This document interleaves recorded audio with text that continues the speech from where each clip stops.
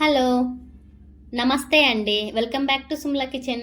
ఈరోజు మన కిచెన్లో కాకరకాయ ఉల్లికారంను ఎలా ప్రిపేర్ చేసుకోవాలో చూద్దామా? వచ్చేసేయండి. ఇక్కడైతే నేను కాకరకాయలు తీసేసుకొని నీట్గా వాష్ చేసేసుకొని పీల్ చేసేసుకొని ఒక 1 ఇంచ్ లాగా కట్ చేసేసుకొని ఒక ప్లేట్లో అయితే పక్కన పెట్టేసుకుంటున్నాను. తర్వాత స్టవ్ ఆన్ చేసేసుకొని ఒక పెనాన్ని పెట్టుకొని పెనంలో కొద్దిగా ఆయిల్ పోసేసుకొని ఆయిల్ హీట్ ఎక్కాక ఇందులోకి కొద్దిగా 1/2 స్పూన్ జీలకర్ర, 1 స్పూన్ మినపప్పు, 1 స్పూన్ శనగపప్పు, 1 స్పూన్ ధనియాలు ఇవన్నీ వేసేసుకొని బాగా ఫ్రై చేసుకుంటున్నాను. ఇలా ఫ్రై చేసుకున్న వీటిని ఒక ప్లేట్లోకి అయితే తీసుకుంటున్నాను.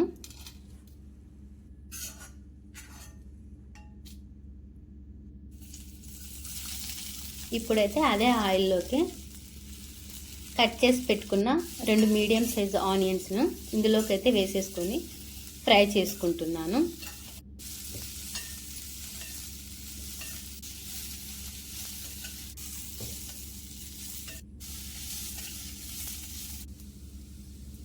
ఇలా కాస్త ఫ్రై అయ్యాక కొద్దిగా పసుపు, అలాగే కొద్దిగా చింతపండును కూడా వేసేసుకొని బాగా కలుపుకోవాలి. తర్వాత ప్లేట్లోకి అయితే తీసుకుంటున్నాను.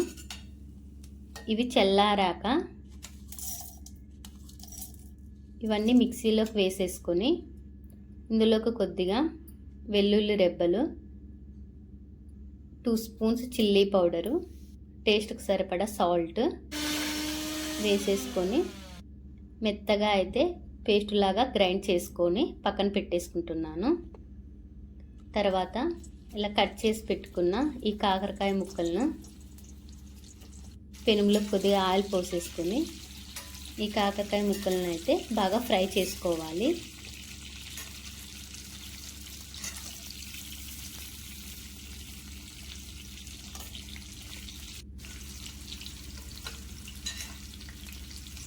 మనం ఇక్కడ కాస్త డీప్ ఫ్రై చేస్తున్నాం కదండి. ఇక్కడైతే ఈ డీప్ ఫ్రై చేసిన తర్వాత మనకైతే కాకరకాయ అయితే చేదుగా ఉండదు.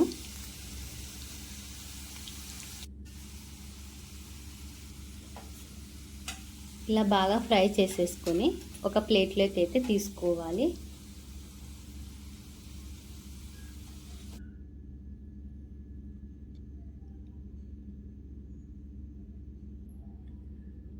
ఇదే విధంగా అన్ని కాకరకాయలను అయితే ఫ్రై చేసేసుకొని ఒక ప్లేట్లోకి అయితే తీసుకుంటున్నాను.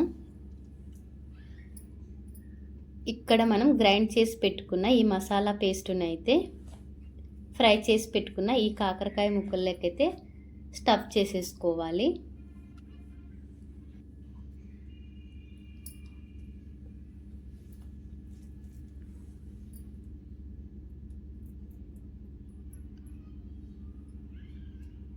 ఇలా అంతా చక్కగా ఈ మసాలా పేస్ట్ని అయితే కాకరకాయ అన్ని ముక్కల్లోకి అయితే స్టఫ్ చేసేసుకొని పెనంలోకి అయితే వేసుకుంటున్నాను.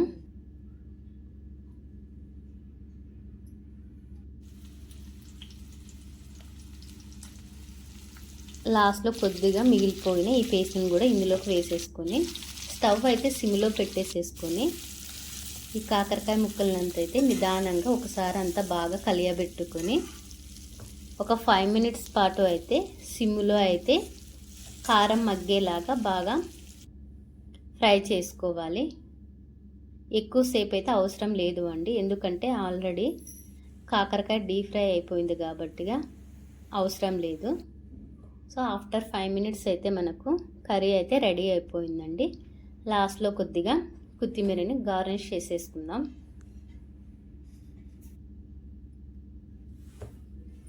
ఇలా రెడీ అయిన ఈ కాకరకాయని అయితే వేడి అన్నంలోకి కానీ చపాతీల్లోకి కానీ చాలా టేస్టీగా చాలా బాగుంటుందండి.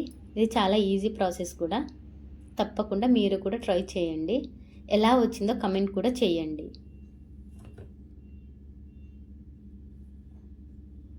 Thank you.